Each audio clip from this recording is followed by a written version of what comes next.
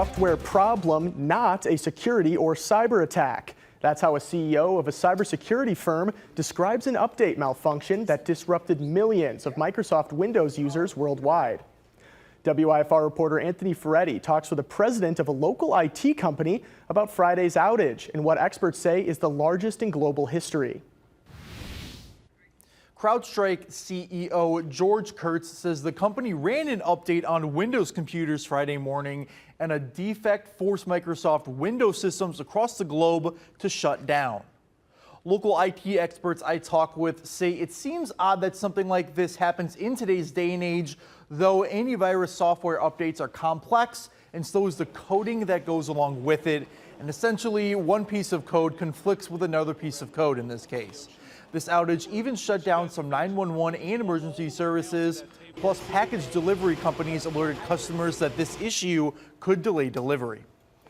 It's just one of those things that it's the balance of cybersecurity and efficiencies with the elimination of an operational failure like this.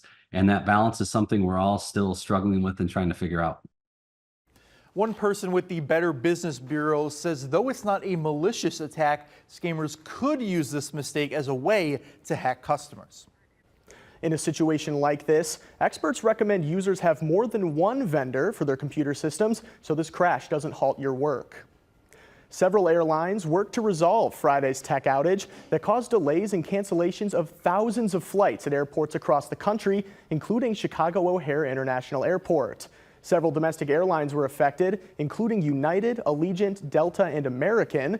Allegiant also canceled its Mesa, Arizona flight from the Chicago Rockford International Airport.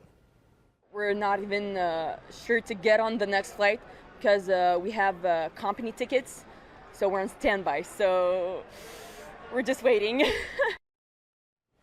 Several state-line hospitals released statements on the system outage. UW Health says it experienced issues overnight, but patient care was not affected, and their information services team is working to get all systems back online. Mercy Health says its organization was also not directly affected by the outage and anticipate no disruption for their patients.